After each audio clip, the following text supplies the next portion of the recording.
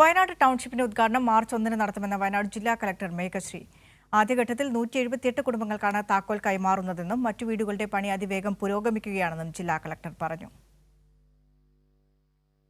മുണ്ടക്കൈ ചൂരൽമല ദുരന്തബാധിതർക്കായി സർക്കാർ നിർമ്മിക്കുന്ന ടൗൺഷിപ്പിലെ 178 വീടുകളുടെ താക്കോൽ മാർച്ച് 1 രാവിലെ 11 മണിക്ക് മുഖ്യമന്ത്രി പിണറായി വിജയൻ കൈമാറും.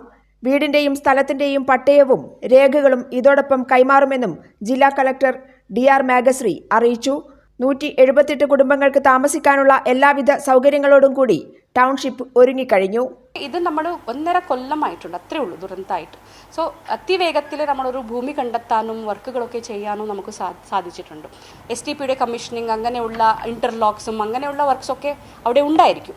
അപ്പോൾ അതൊക്കെ എല്ലാം നമ്മൾ ഫേസ് 1 ഗുണഭോക്ത ഇപ്പോൾ 178 ഫേസ് 1 ഗുണഭോക്താക്കൾക്കാണ് നമ്മൾ കൈമാറാൻ പോകുന്നതും.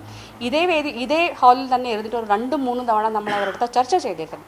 അവരെല്ലാവരും സംതൃപ്തരാണ്. 410 ഹൗസസ് ആണ് കൺസ്ട്രക്ഷനിലുള്ളതും. അപ്പോൾ കുറച്ച് സമയം കൂടി എടുത്തിട്ട് അവർക്ക് എല്ലാവർക്കും like as and when the houses get completed they are very much willing to go and occupy. അതേസമയം മുണ്ടക്കൈയിലെയും ചൂരൽമലയിലെയും ദുരന്തബാധിത പ്രദേശത്തെ ഭൂമി സർക്കാർ ഏറ്റെടുത്തിട്ടില്ലെന്നും ഉടമസ്ഥാവകാശം അവനവന് തന്നെ നിലനിൽക്കുമെന്നും കളക്ടർ അറിയിച്ചു. ഈ ഭൂമി ഉടമസ്ഥർക്ക് തന്നെ കൃഷി തുടങ്ങിയ ആവശ്യങ്ങൾക്കായി ഉപയോഗിക്കാം. എന്നാൽ ഈ സ്ഥലത്ത് താമസിക്കാൻ പാടില്ല.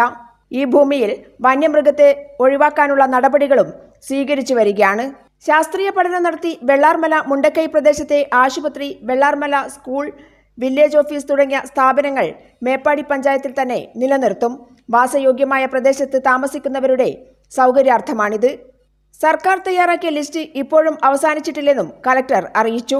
15 ലക്ഷം വാങ്ങി ടൗൺഷിപ്പിൽ വീട് വേണ്ടെന്ന് പറഞ്ഞു പോയവരും വീടും പണവും വേണ്ടെന്ന് പറഞ്ഞു പോയവരും ടൗൺഷിപ്പിൽ വീട് വേണമെന്ന് ആവശ്യപ്പെട്ട് തിരികെ വന്നിട്ടുണ്ടെന്നും അവരെ കൂടി ഉൾപ്പെടുത്താൻ സർക്കാരിനോട് ആവശ്യപ്പെട്ടിട്ടുണ്ടെന്നും കളക്ടർ അറിയിച്ചു. കൈരളി ന്യൂസ്, വയനാട്.